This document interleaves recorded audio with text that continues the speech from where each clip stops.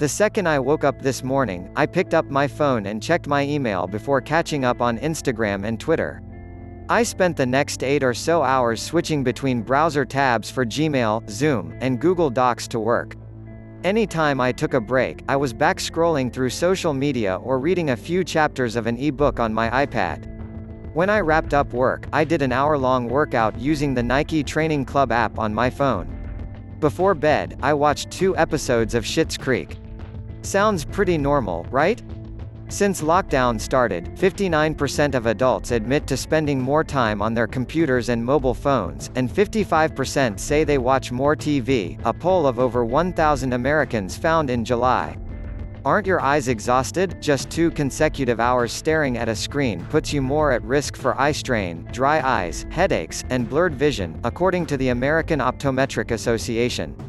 Most of these problems are temporary, though, says William Reynolds, OD, president of the American Optometric Association and CEO of Eye Care Center Optometrists PSC in Richmond, Kentucky.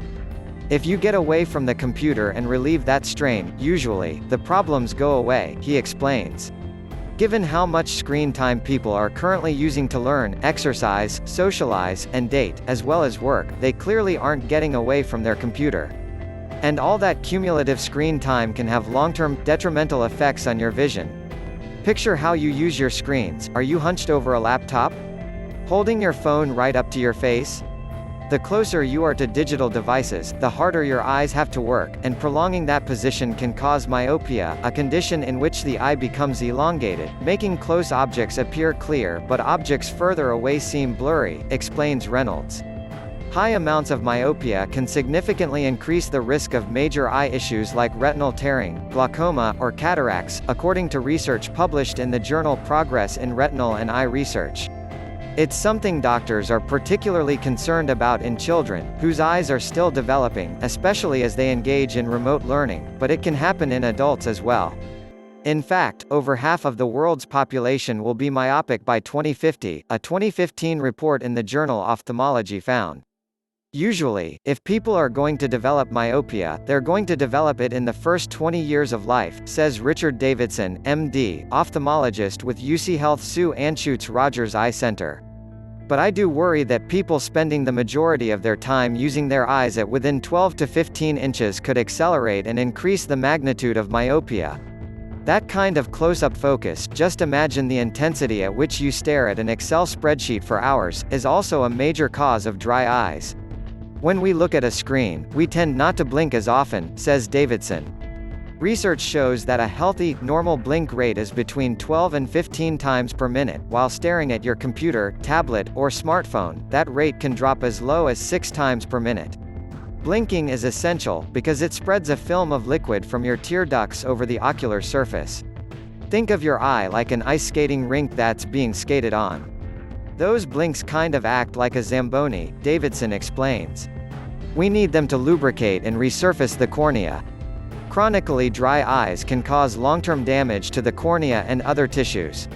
The drier your eyes get while trying to stay attentive during endless Zoom calls, the more inflammation occurs on the ocular surface, which reduces tear output, and kicks off a vicious cycle of dryness that can become sight-threatening, Davidson says.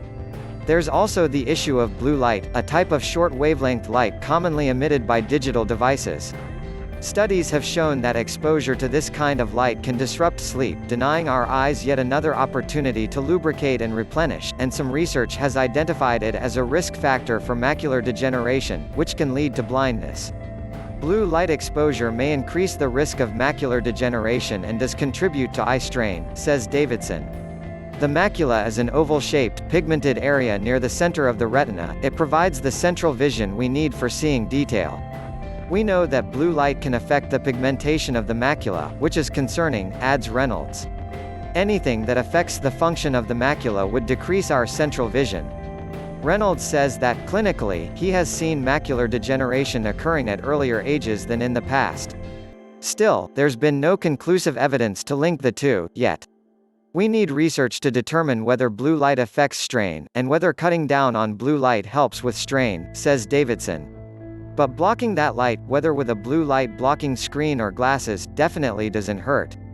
As scary as the effects of too much screen time sound, they are pretty easily avoided.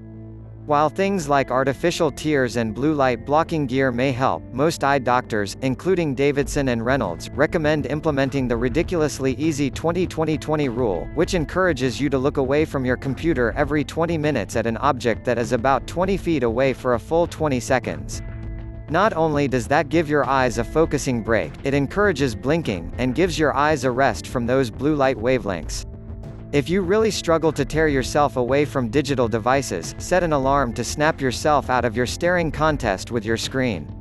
Not only will your eyes benefit from the break, but your brain will be better off, too. No one's ever benefited from doomscrolling through Twitter or falling into a YouTube rabbit hole for more than 20 minutes.